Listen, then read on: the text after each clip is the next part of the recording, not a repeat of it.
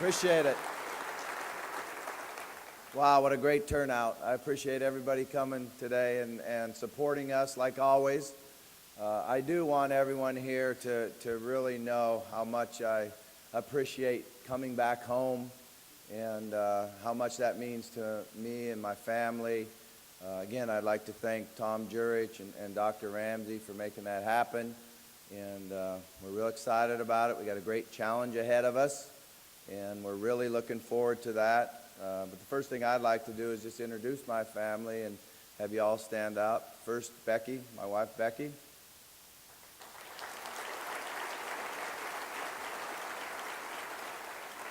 Both of my sons are here, Nick and Bobby.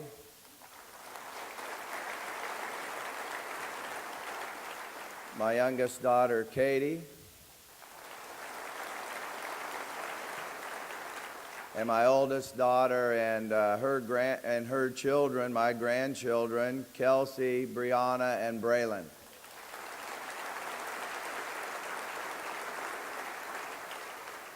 And it truly is coming back home. We're really excited about to be back home. All right, Bobby, let's talk about the team. You're 2 weeks in. Where are we at? How you feeling? 2 weeks into camp. 2 weeks into camp. We got a lot of work to do. We've got a lot of work to do, but we've got a lot accomplished. You know, I think the thing that we've worked extremely hard at is really setting the standards of how we want to practice, how we want to go about our business. So I think our players are doing a good job of really learning to focus in the meetings, take good notes, be students of the game. When we take the field, we're working extremely hard to improve every day in our technique and our fundamentals and then our effort. And I think with the work ethic that we've inherited with this team and the attitude, we've had the ability to get better each day in practice. And that's the most important thing. As long as we're stepping in the right direction, we know September 1 is right around the corner. So we're going to work as hard as we can every day to get better. We've got kind of a veteran group coming back. What kind of impact does that have on camp in terms of their ability to kind of help the coaching staff out? Well, having veterans has made it, I think, really easy for us in the transition, you know. And first of all, to our players, I appreciate your attitude and your willingness to understand that things were going to be different, and we had to adapt to the change as quick as possible. And, you know, I appreciate the way you've worked and your attitude. But with veterans, it's made it a lot easier installing the new offense, the new defense, and the new special teams, because we have guys that have been through it before, that understand, you know, what's going to go in on a Monday and how you get in your playbook and you study it, and then how you pay attention in the meetings, and then be able to transfer it from the meeting room onto the practice field. And we've thrown a lot at them here in the first couple weeks, and now we're going to start cutting back and really focusing in on what it is we need to do to beat Miami on September 1. I know that whether you're a veteran or whether you're a newcomer, this time of year is a grind, even if you're a coach. But what I've been amazed about in being around the team is obviously the coaches do, but so many of the players embracing that grind. But with that being said, it's still a grind. Yeah, it's a good grind. I enjoy it, you know. I think one of the things that we do need to recognize here, because it's really a grind on the wives and the family. So, like Tom said, we were able to go out and put a great coaching staff together. And most of the time right now, our coaches are getting up between 5:30 in the morning, getting into the office, getting ready for practice. We've had nights where we've been at the office watching video till 12 or 12:30 at night, getting the scripts ready and practices ready. So what I'd really like to do is have the people that really have to deal with it on a day-to-day basis, and the support that we get from our wives and our family. If we could have our assistant coaches' wives stand up, I would really appreciate it.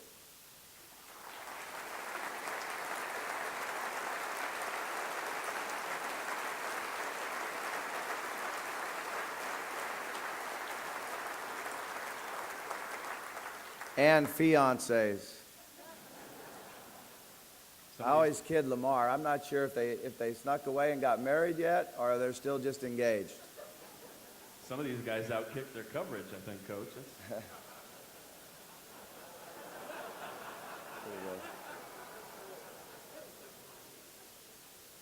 you had some key guys on this team move on to play professional football, and I know a lot of people talk about playing the game, but leadership's important too.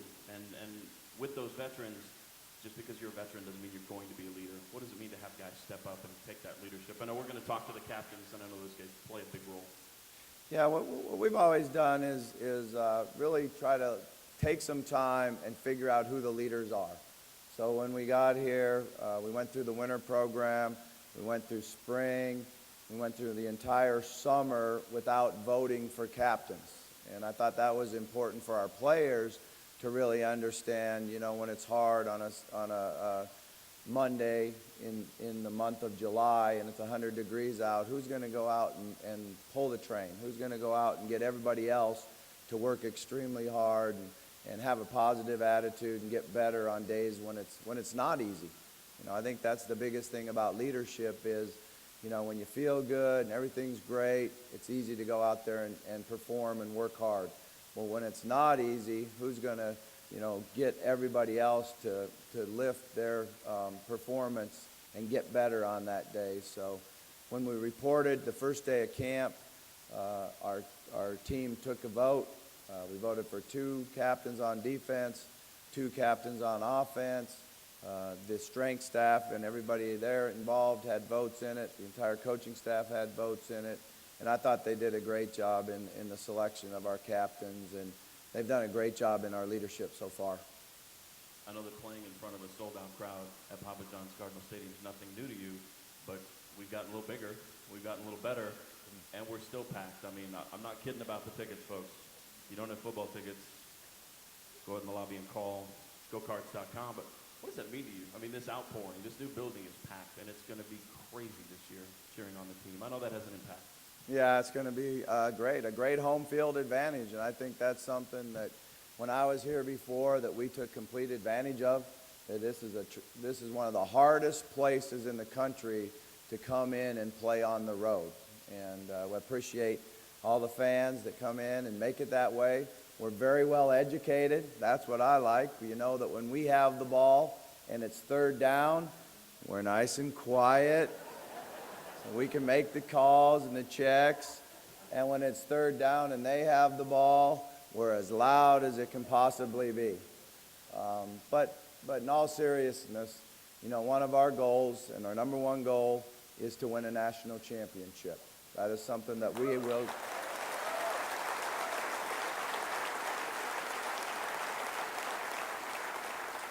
That is something we work every day to try to achieve. And the first way that you have an opportunity to do that is to win all your home games.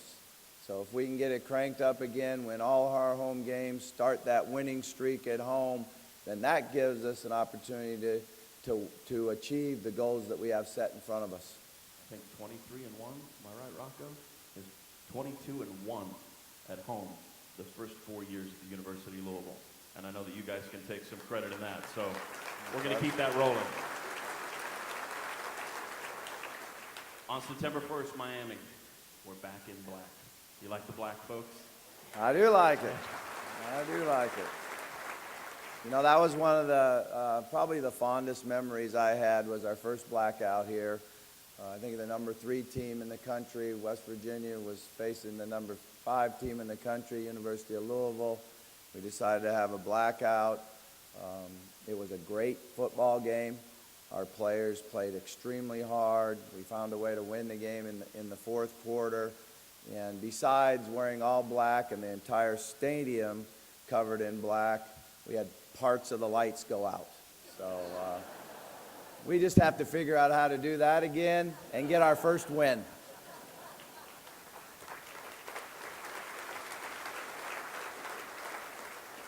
Finally, Coach, when you came your first time, you brought Card March with you. You introduced us to it, and I know the fans have embraced it. What does it mean to the team to kind of start the day, seeing that support? Yeah, I think that's really how you get going. You know, most of our players have their own rituals they go through, and certainly the coaching staff does, what you do when you get up in the morning, where you go to have breakfast, you know, how you go back to your room. But when you get on the bus and you know that you're going to pull up and walk down those stairs and underneath the tunnel and go through card march, it's getting closer. The clock's ticking, and you start preparing yourself mentally and emotionally for the game and the battle that you have ahead of you. So when you're all there and you give us all that energy and all that excitement 2 hours before the game as we walk into the stadium, it's really something special. You know, it puts chills on the back of your neck, and we really appreciate all your support. But let's make it the best card march that we've ever had. September 1.